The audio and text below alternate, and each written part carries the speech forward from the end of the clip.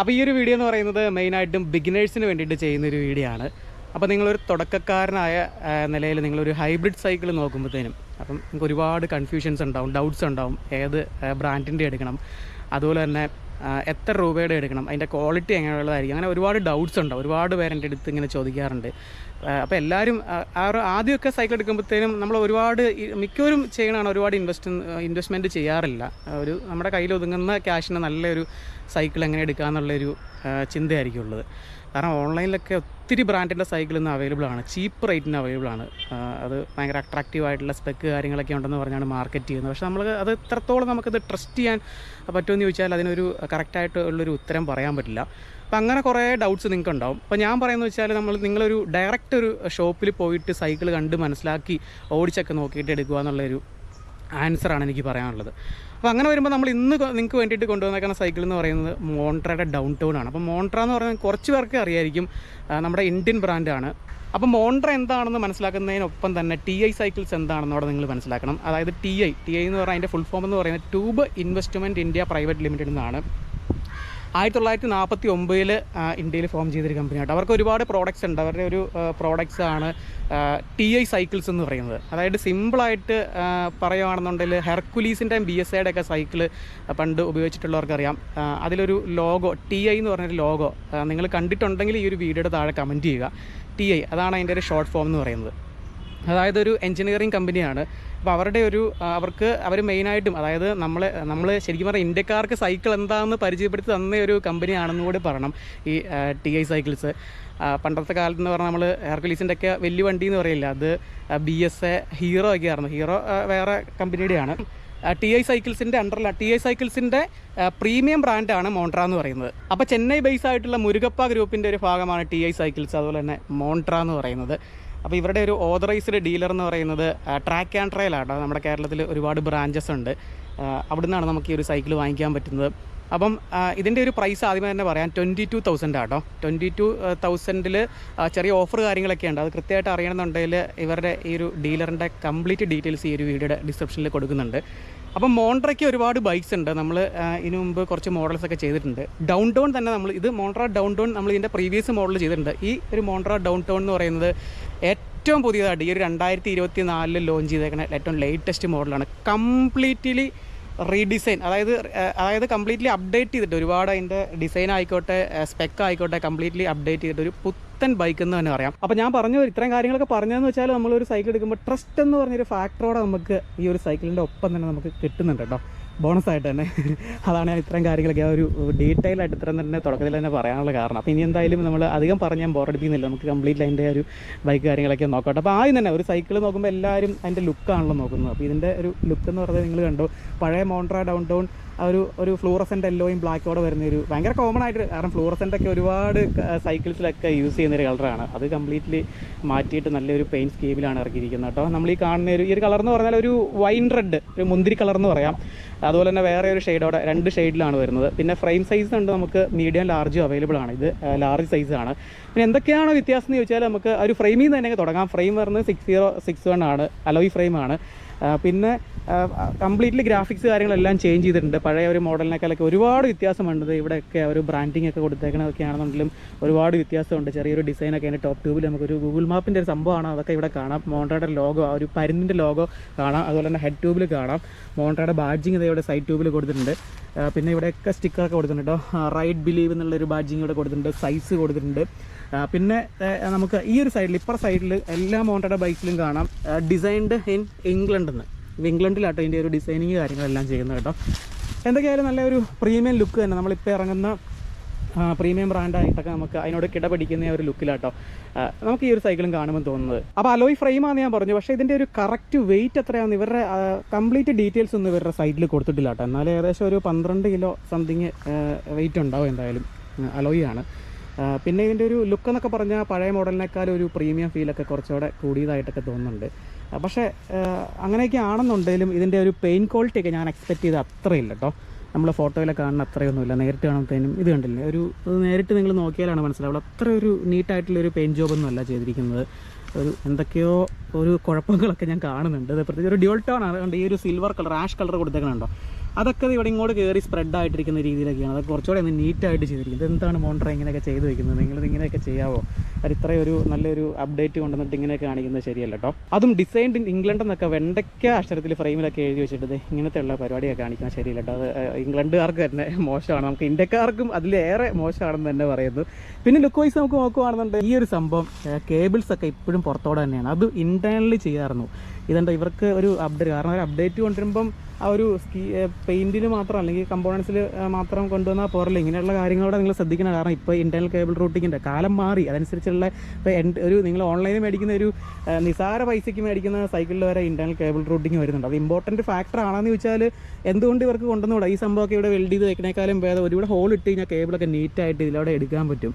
ഒരു കുറച്ചുകൂടെ ഒരു പ്രീമിയം ലുക്ക് കിട്ടും. അത് സ്റ്റിൽ ഇപ്പോഴും വെളിയിൽ കൂടെ തന്നെ ആട്ടോ വിട്ടിരിക്കുന്നത്. അത് ഇവരുടെ എല്ലാ മോഡലും അതെ, നമ്മുടെ ബ്ലൂസ് വരെ ഏറ്റവും കൂടിയ റേഞ്ചിൽ വരുന്ന ബ്ലൂസിൽ വരെ കേബിളിംഗ് ഒക്കെ നടത്തിയിരിക്കുന്ന ഔട്ടറിൽ കൂടെ ആട്ടോ. അപ്പോൾ അത് ഇന്നർ കേബിളിംഗ് ആയിരുന്നെങ്കിൽ കുറച്ചുകൂടെ നീറ്റായിട്ട് നമുക്ക് തന്നെ തോന്നിയാണ്. അങ്ങനെ ഒരു അഭിപ്രായം എനിക്കുണ്ട്.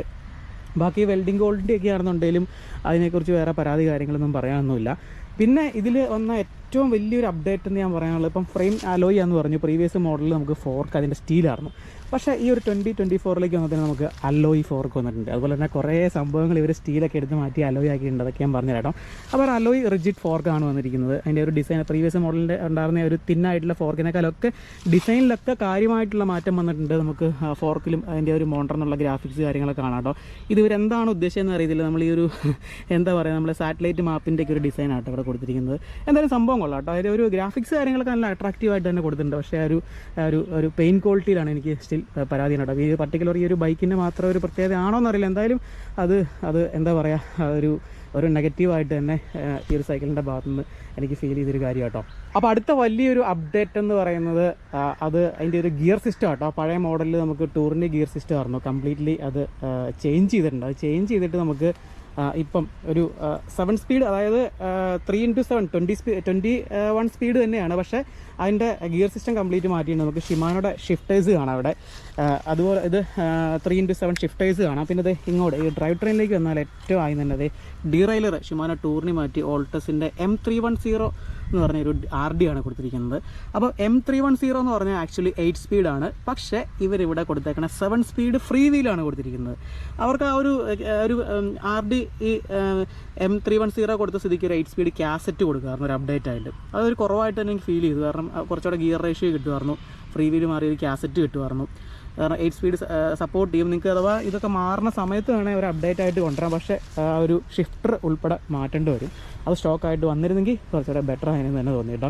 ക്രാങ്കിലേക്ക് വന്നാൽ അതായത് നമ്മുടെ പഴയ ഒരു ക്രാങ്ക് തന്നെയാണ്, ആ ഒരു കോമ്പിനേഷൻ തന്നെയാണ് കൊടുത്തിരിക്കുന്നത്. അതായത് 42, 34, 24 എന്ന് പറഞ്ഞൊരു 3 സ്പീഡ് കോമ്പിനേഷനാണ് ക്രാങ്കിൽ യൂസ് ചെയ്തിരിക്കുന്നത്.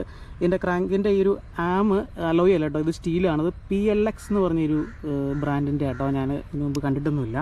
KMCയുടെ ചെയിനാണ്, കെൻലിയുടെ ആണ് ബോട്ടം ബ്രാക്കറ്റ് വരുന്നത്. അപ്പോൾ ഇത്രയും കാര്യങ്ങൾ ഉൾപ്പെടുന്നതാണ് ഇതിൻ്റെ ഒരു ഡ്രൈവ് ട്രെയിൻ എന്ന് പറയുന്നത്. സ്റ്റോക്കായിട്ട് ഒരു പെഡലൊക്കെ കൊടുത്തിട്ടുണ്ട്. അത് നല്ലൊരു പെഡൽ തന്നെ കൊടുത്തിട്ടുണ്ട്.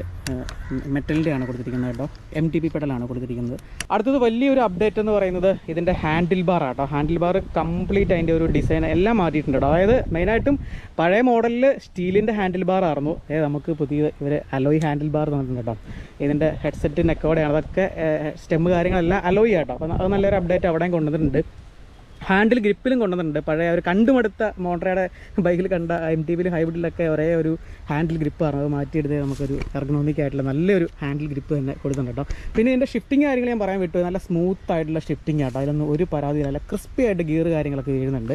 പിന്നെ അടുത്തൊരു അപ്ഡേറ്റ് എന്ന് പറയുന്നത് നേരത്തെ ഡിസ്ക് ബ്രേക്ക് തന്നെയായിരുന്നു. നമുക്കൊരു മെക്കാനിക്കൽ ഡിസ്ക് ബ്രേക്ക് കൊടുത്തിട്ടുണ്ട്. ജാക്ക് എന്ന് പറഞ്ഞൊരു ബ്രാൻഡിൻ്റെയാണ്. അതിൻ്റെ റോട്ടർ നോക്കട്ടെ. റോട്ടർ ഞാൻ പിടിച്ച് നോക്കിയിട്ട് കുഴപ്പമില്ല, നല്ല ബലമുള്ളൊരു റോട്ടറാണ് കൊടുത്തിരിക്കുന്നത്. വേറെ കുഴപ്പമൊന്നുമില്ല. പക്ഷേ ബൈറ്റിങ് അത്രയൊരു ഇമ്പ്രൂവ് ഉള്ളതായിട്ട് തോന്നിയില്ല. ഒരു കോൺഫിഡൻ്റ് ആയിട്ടുള്ളൊരു ബൈറ്റിങ് അത്ര ഒരു സെറ്റായിട്ട് എനിക്ക് തോന്നിയില്ല കേട്ടോ. ഒരു ഭയങ്കര കോൺഫിഡൻറ്റ് കുറവായിട്ട് തോന്നി. പക്ഷേ അത് പുതിയൊരു വണ്ടി ആയതുകൊണ്ടാണ് കുറച്ചൊന്ന് ഓടി വരുമ്പോഴത്തേനും സെറ്റ് ആയിക്കോളും. പിന്നെ മെക്കാനിക്കൽ ഡിസ്ക് ബ്രേക്ക് ആണല്ലോ, അതിൻ്റേതായ ലിമിറ്റേഷൻസ് കാര്യങ്ങളൊക്കെ ഉണ്ട്. കുഴപ്പമില്ല. ഈ ഒരു പ്രൈസിൽ എന്തായാലും നല്ലൊരു ഡിസ്ക് ബ്രേക്ക് തന്നെ കൂടുതൽ നല്ലത്. മീൻസ് ആ ഒരു പ്രൈസിന് അതൊക്കെ കൊടുത്തിട്ടുണ്ടല്ലോ, കുഴപ്പമില്ല. വലിയൊരു തെറ്റ് പറയാനുള്ള ഒരു സംഭവമല്ല കേട്ടോ അത്. ബാക്കി പിന്നെ അടുത്തൊരു കാര്യം എന്ന് പറയുമ്പോൾ ഈ ഹാൻഡിൽ ബാറിൻ്റെ ഇതിൻ്റെ വിഡ്ത്തൊക്കെ എത്രയാണ് അതൊന്നും ഇവരുടെ സൈഡിൽ കറക്റ്റായിട്ട് കൊടുത്തിട്ടില്ല. എത്രയാണ് അതിൻ്റെ വിഡ്ത്ത്, അത് അത്യാവശ്യം നല്ല വൈഡായിട്ടുള്ളൊരു ഹാൻഡിൽ ബാർ തന്നെയാണ് കൊടുത്തിരിക്കുന്നത്. അതിൻ്റെ ഹെഡ്സെറ്റ് സ്റ്റെമ്പ് കാര്യങ്ങളൊക്കെ പറഞ്ഞ നെക്കോടെയാണ്. പിന്നെ അടുത്തൊരു ബിഗ് ചേഞ്ച് എന്ന് പറയുന്നത് ഇവർ സീറ്റ് പോസ്റ്റും ഇത്തവണ അലോയ് ആക്കിയിട്ടുണ്ട്. നല്ലൊരു അലോയ് സീറ്റ് പോസ്റ്റ് കൊടുത്തിട്ടുണ്ട്. അത് ക്വിക്ക് റിലീസാണ്. സാഡിൽ പ്രീവിയസ് മോഡലുണ്ടായിരുന്ന സെയിം XMR-ൻ്റെ സാഡിലാട്ടോ. അത് മോൺട്രയുടെ നമുക്ക് ആ ഒരു ബാഡ്ജിങ് കാര്യങ്ങളൊക്കെ കാണാം. ഇതാണ് ഇതിൻ്റെ ഒരു കോക്പിറ്റ് സെക്ഷൻ എന്ന് പറയുന്നത്.